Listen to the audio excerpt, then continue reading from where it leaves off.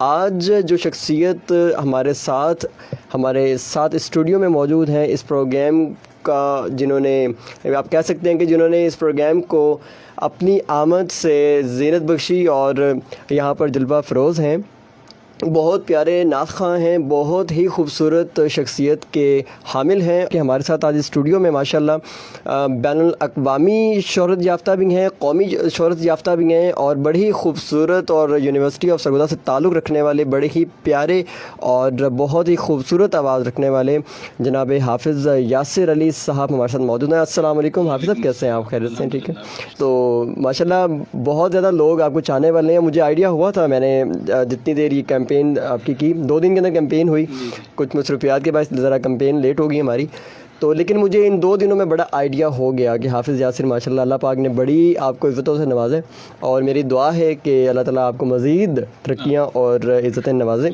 ابھی ہم نے چلنا ہے اپنے پروگرام کے باقاعدہ جو ہمارا جو سلسلہ ہے آج کا گفتگو کا، اس کی جانب، اور حافظ صاحب ہماری گفتگو بڑی تھوڑی سی نا ادبی بھی ہوتی ہے، تھوڑی سی فرینڈلی بھی ہوتی ہے، تھوڑی سی آپ کہہ دیں گے چٹپٹی بھی ہوتی ہے، تو انشاءاللہ آج ہماری آڈینس نے آپ کے سارے روپ دیکھنے ہیں۔ ٹھیک ہے، آپ تیار ہیں؟ ریڈی ہیں؟ اوکے جی، ٹھیک ہے۔ اچھا حافظ صاحب، ایک بڑا اسٹوڈنٹس کے اندر، پہلے میں اسٹوڈنٹ لائف سے آتا ہوں کہ اسٹوڈنٹس میں ایک ہوتا ہے کہ وہ کسی کو دیکھ کر کوئی کام شروع کرتے ہیں۔ آپ نے کس سے متاثر ہو کہ اسٹوڈنٹ لائف میں یا اس سے پہلے آپ نے نعت خوانی میں جو ہے وہ یا نعت خوانی کا آغاز کیا؟ دیکھیے اسامہ بھائی، سب سے پہلی بات تو یہ ہے کہ توفیق خداوندی اور آقا علیہ السلام کی اذن اور کرم کے سوا یہ کام نہیں کیا جا سکتا، ناممکن ہے۔ حضرت حافظ افضل فقیر رحمۃ اللہ علیہ بہت بڑے صوفی اور نعت گو شاعر گزرے ہیں۔ وہ کہتے ہیں کہ کیا فکر کی جولانی، کیا عرض ہنر مندی، توصیف پیمبر ہے توفیق خداوندی۔ اللہ تعالیٰ کی توفیق ہے تو بحمد اللہ۔ اس کے بعد ہم جو گھر کا ماحول ہے، ماں کی گود وہی چونکہ پہلی درسگاہ ہے، تو جس ماحول میں کوئی آنکھ کھولتا ہے تو وہ اسی سمت چل پڑتا ہے، اس کے چونکہ کینوس پر، ذہن کے کینوس پر وہ باتیں نقش ہو جاتی ہیں، تو وہ انہیں کوئی موٹو بنا لیتا ہے اپنا، اور وہ گول جو ہے وہ اس کو اچیو کرنے کے لیے نکل پڑتے ہیں۔ تو بیسیکلی الحمدللہ چونکہ گھر کا ماحول، میرے دادا جان حضرت علامہ الحاج محمد رمضان گورڑوی رحمۃ اللہ علیہ وہ عالم دین تھے، عالم باعمل تھے، تو ان کی تربیت اور میرے والد صاحب کی تربیت نے نعت کی جانب مجھے راغب کیا، اور یوں بچپن میں ہی یہ سلسلہ مطلب نعت خوانی کا آپ نے تو اچھا نعت خوانی کے ساتھ ساتھ میزبانی کرنا کیسا لگتا ہے؟ دیکھیے 2 الگ موضوع ہیں، 2 الگ میدان ہیں، یکسر الگ میدان ہیں، ان کا آپس میں کوئی ربط نہیں ہے۔ تو نعت خوانی تو چونکہ بنیادی طور پر تھی، شروع سے تھی، تو ٹی وی ہوسٹنگ یہ میرا ایک اضافی اور الگ سے شوق تھا۔ بالکل ٹھیک، یہ بھی سٹارٹ سے تھا؟ ہاں جی، وہ اس وجہ سے کہ میرا جو مزاج تھا وہ ادبی تھا، اردو ادب سے بہت زیادہ لگاؤ تھا آغاز سے ہی، تو وہ کتابوں کا مطالعہ کرنا، تو ظاہر ہے جو اب پڑھنے والا آدمی ہے وہ بولنے سے تو رہ نہیں سکتا، آپ کے اندر اگر الفاظ موجود ہیں تو اب شاعر جو ہے نا جب کچھ لکھتا ہے نا، جب تک وہ سنا نہیں نہ دیتا کسی کو تو وہ چین سے نہیں رہ سکتا، وہ بالکل نہیں رہ سکتا۔ اس لیے جب ہم پڑھتے ہیں تو ہم جب تک کسی کو کچھ سنا نہ دیں، بتا نہ دیں، تو اس وقت تک ہم رہ نہیں سکتے۔ تو بہرحال وہ ایک شوق تھا، اللہ تعالیٰ نے اس کی بھی تکمیل کی۔ پچھلا رمضان المبارک میں فیصل آباد میں رہا، سی ٹی نیوز پر رمضان ٹرانسمیشن میں میزبانی کے فرائض سر انجام دیتا رہا، اور اب ہمارا ایک اپنا چینل ہے بغداد ساؤنڈ کے نام سے، تو اس پر ہم کام کر رہے ہیں، دیگر بھی چینلز پر آنا جانا رہتا ہے، تو الحمدللہ سلسلہ جو ہے وہ چل رہا ہے۔ ماشاءاللہ ماشاءاللہ، اسی طرح ہی سلسلہ چلتا رہے، آمین، سلسلے چلتے رہے یاسر بھائی، تو زیادہ ہی خوبصورت لگتے ہیں اور بات بھی اسی طرح ہی بڑھتی ہے۔ تو ہم چلتے ہیں ایک اسٹوڈنٹ کے، یا اسٹوڈنٹ ایک نہیں ہے بلکہ کئی اسٹوڈنٹس ہیں، 3-4 اسٹوڈنٹس ہیں جو کہ آپ کو انہوں نے سنا بھی ہے کئی محافل میں، اور یہ اس بات کا اثرار میرے پہ کل ہوا کہ وہ آپ کو فالو کرتے ہیں۔ تو ان کے کچھ کوسچنز لے کر میں آج آپ کے ساتھ موجود ہوں کہ پہلا کوسچن ہمارے پاس آیا تھا کہ حافظ صاحب سے یہ پوچھیے گا کہ میں جب انترے میں جاتا ہوں تو میری آواز بیٹھ جاتی ہے، تو اس حوالے سے وہ مجھے کیا گائیڈ کرنا چاہیں گے؟ دیکھیے میں خود ایک طالب علم ہوں جی، اب اس میں جتنی بات کروں گا وہ میں بطور طالب علم ہی کروں گا، پہلی بات تو یہ ہے۔ دوسرا یہ ہے کہ ہر شخص کی آواز، اس کا پیرایا اور اس کا سانچہ مختلف ہے، بالکل ہے۔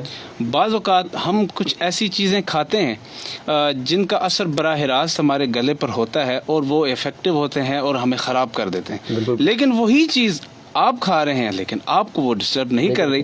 تو ہر کسی شخص کا بولنے کا اور اس کا مزاج جو ہے وہ یکسر مختلف ہے. تو جہاں تک آپ کے سوال کا تعلق ہے تو وہ یہ ہے کہ ہم نے جو استادوں سے سنا وہ یہی ہے کہ آپ روزانہ کی بنیاد پر ریاض کریں. بالکل ٹھیک ہے. آپ آغاز میں کریں گے آپ کا گلا تھک جائے گا, 1-2 دن 3 دن 4 دن ہفتہ مہینہ, اس کے بعد دیکھیں گے کہ وہ رزلٹ دے رہا ہے. آپ 1 مہینے پہلے اپنی ریکارڈنگ کر لیں اور مہینہ مسلسل پڑھیں, روزانہ آدھا گھنٹہ کم از کم, اور اس کا کوئی وقت تعین نہیں ہے جب آپ ذہنی طور پر جو ہے وہ فریش ہوں. یہ ضروری, سب سے ضروری جو چیز ہے. ہمارے ہاں اکثر یہ کہا جاتا ہے کہ صبح کا وقت جو ہے وہ بہت افیکٹو ہے, بہت مؤثر ہے ریاض کے لیے, لیکن میں کہتا ہوں کہ جب آپ مطمئن ہوں, آپ کو تھکاوٹ نہ ہو, آپ کو کوئی پریشانی نہ ہو, اس وقت بیٹھ کر آپ ذہنی جسمانی ہر طرح سے پرسکون آپ حاضر رہیں. بالکل ٹھیک ہے. ہر طرح سے آپ حاضر رہیں, اور یکسوئی سب سے بڑی شرط ہے. یکسوئی کے ساتھ اگر آپ کوئی بھی کام کرتے ہیں تو اللہ تعالیٰ اس میں برکت بھی دیتے ہیں, اور آپ کا سارا فوکس چونکہ اس کام پر ہوتا ہے. تو آپ روزانہ کی بنیاد پر اور یہ نظریہ اور یہ سوچ لے کر اور یہ نیت لے کر کہ آقا کریم علیہ السلام کی بارگاہ میں نے کچھ ہدیہ پیش کرنا ہے, تو وہ کیوں نہ اچھے سے اچھا ہو, وہ خوبصورت ہو, لوگ سنیں تو لوگوں کی سماعت پر وہ بوجھ نہ ہو, بلکہ اچھا تاثر ڈالے, اچھا اثر جو ہے وہ چھوڑے. تو میں نے حضور آپ کی ثنا کرنی ہے, اور آپ جیسا اپنا ذکر مجھ سے سننا چاہتے ہیں مجھے ویسی توفیق کریں. ماشاءاللہ, بہت خوبصورت بات, بہت خوبصورت بات. تو یہ میرے جو دوست ہیں جنہوں نے مجھے کوشچن دیا تھا, یہ ان کے لیے بڑی ہی خوبصورت بات جناب حافظ یاسر صاحب نے کر دی ہے. حافظ صاحب, دوسرا کوشچن دینے کتنی دیر کا ریاض ہوتا ہے آپ کا؟ جی اس کا کوئی ٹائم مخصوص نہیں, مقرر نہیں ہے. ٹھیک ہے. ہاں جی, جتنا آپ آسانی سے اس کو نپا سکیں, جب تک طبیعت ساتھ دے. اچھا, ایک بگنر کو کتنا کرنا چاہیے؟ سر دیکھیں, کوئی جونیئر ہے کوئی سینئر ہے, اب بالکل نیا ہاں جی ابھی اس فیلڈ میں آیا, تو اس کو کتنی دیر کا؟ اس کو سب سے پہلے دیکھیں, میں خود ایک طالب علم ہوں, اور میں کوشش یہ کرتا ہوں کہ میں زیادہ سے زیادہ سنوں.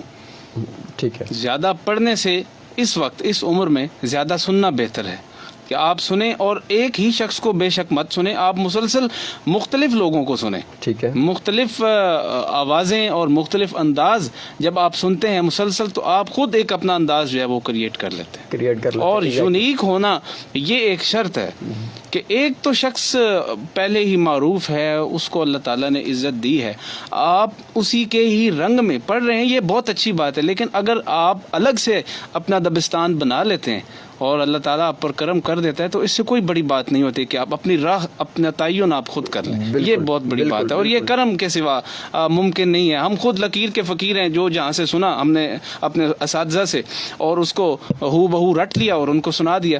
ہمارے استاد خوش بھی ہوتے تھے, حضرت سید منظور الکونین رحمۃ اللہ تعالیٰ میرے استاد گرامی, میں نے کبھی ان کا شاگرد ہونے کا دعویٰ بھی نہیں کیا. یہ بھی بات, ہاں میں آن ایئر کہہ رہا ہوں کہ میں نے دعویٰ نہیں کیا کبھی ان کا شاگرد ہونے کا. مجھ سے جب بھی کسی نے کہا کہ شاہ صاحب آپ کے استاد تھے, تو میں نے کہا جی وہ میرے استاد تھے, اور میں ان کا خادم ہوں. میں خدمت کی غرض سے اور خدمت کی نیت سے جو چند لمحات مجھے نصیب ہوئے, میں ان کی خدمت میں رہا, اور اس نیت سے نہیں کہ میں نے نعت خواں بننا ہے, صرف اس نیت سے کہ اس ہستی کی خوشنودی حاصل کر کے میں نے ان سے دعا لینی ہے. واہ واہ, اللہ تعالیٰ نے مجھے موقع دیا, انہوں نے مہربانی کی, وہ بڑے تھے, انہوں نے اعلیٰ ظرفی کی, مجھ پر شفقت کی, اور اپنے قدموں میں بٹھا لیا. چند لمحات ہم نے ان کی خدمت کی ہے, تو اس کے دعا کے صلے میں اچھا بات چلی, تو ہم ان کو سنایا کرتے تھے, ان کا جو ہمیں سبق دیتے تھے ہو بہو سنا دینا, کوشش کرنا. تو جب کچھ نیا کام کرنا نا, اس میں کچھ اپنی طرف سے کوئی چیز ایڈ کرنی, تو اس پر وہ بہت زیادہ داد دیتے تھے اور بہت خوش ہوتے تھے کہ شاباش, میں نے اسکیچ دیا, تم نے اس میں رنگ بھرا, تم نے وہ اسکیچ مجھے نہیں دکھایا, تم نے کلر کر کے مجھ کو دکھایا. تو وہ اس پر زیادہ خوش ہوتے تھے کہ میرا شاگرد اپنے سے اگر کچھ کرتا ہے, کوئی کلام نیا بناتا ہے, اس کی طرز نہیں لاتا ہے, تو اس پر وہ بہت زیادہ داد. ویسے حافظ صاحب, یہ بھی بات, لیکن جو آج کا وقت چل رہا ہے, تو یہ تھوڑا سا اپوزٹ نہیں ہو گیا کہ کچھ اسٹوڈنٹ تھوڑا سا خود سے ایڈ کرے تو آگے سے اسے اچھی خاصی اس کی ہو جاتی ہے, یعنی استاد سے ہو جاتی ہے اس کی؟ کیوں ہوتی ہے؟ اگر آپ معیاری کام کرتے ہیں تو استاد کو خوش ہونا چاہیے. بس وہ ایک دو جگہ سے مجھے موصول ہوا. دیکھیں, والدین اور استاد یہ دو ایسی ہستیاں ہیں کہ کبھی آپ سے جیلس نہیں ہوتی. بالکل ایسا, اگر ہوتی ہیں تو پھر وہ استاد آپ کے ساتھ مخلص نہیں ہے. وہ اب دیکھیں, ہمارے استادوں نے تو کم از کم ہم سے آنا نہیں کبھی وصول کیا تھا, یہ میں آنر کہہ رہا ہوں, اور ہزاروں شاگرد حضرت شاہ صاحب کے الحمدللہ آج پوری دنیا میں پڑھ رہے ہیں, ان کا نام ہے. آپ کسی سے بھی پوچھ لیجیے گا, اگر ہم اپنی جانب سے بھی کچھ تحفتاً بھی لے کر جاتے تو پہلی مرتبہ تو جو گیا اسے تو معلوم نہیں تھا کہ شاہ صاحب کا مزاج کیسا ہے اس معاملے میں, وہ دینے والے ہیں لینے والے نہیں ہیں. تو کچھ آپ فروٹس اور اس طرح کی چیزیں جب لے کے جاتے ہیں گھر میں جب جانا ہوتا ہے, یہ بھی آداب کے اس میں شامل ہے کہ خالی ہاتھ نہیں جایا جاتا. تو ہم جاتے تو وہ پہلی مرتبہ تو وہ وصول تو کر لیتے, لیکن ساتھ یہ بھی کہتے کہ آپ پہلی مرتبہ آئے, آپ کو علم نہیں تھا, آئندہ آپ نے کچھ لے کر نہیں آنا, گھر میں سب کچھ موجود ہے, یہاں سے جو کچھ لے کے جانا چاہیں. اور وہ خالی ہاتھ کسی کو بھیجا نہیں کرتے تھے, وہ ایسے لوگ تھے, کبھی کسی سے وصول نہیں. اب لوگوں نے نعت کے نام پر اور اس طرح جتنے بھی دیگر فنون ہیں ان کے نام پر اکیڈمیز بنائی ہیں. اب خود ان کے پاس کوئی ڈگری ہو یا نہ ہو, بہرحال ایک فلیکس انہوں نے لگا کر اپنا نام کے ساتھ استاد لگا کر وہ بیٹھ تو گئے ہیں, لیکن ہم نے دیکھنا یہ ہے کہ وہ آخر فیض یاب بھی ہیں کسی سے یا نہیں ہیں. یہ بہت بڑی باتیں ہیں, مجھے کم از کم زیب نہیں دیتی چونکہ میں خود طالب علم ہوں, لیکن جو کچھ دیکھ رہا ہوں, جو آبزرویشن ہے, جو مشاہدہ ہے, وہ میں آپ کے ساتھ شیئر کر رہا ہوں. تو استاد کی خدمت, جب تک استاد آپ کو اجازت نہ دیں, آپ جب تک شیخ آپ کو اجازت نہ دے, آپ آستانہ کھول کر بیٹھیں گے تو اس میں برکت نہیں ہوگی. نہیں ہوتے, بالکل نہیں ہوتے. بہت خوبصورت بات, بڑی پیاری بات کر دی جناب حافظ یاسر.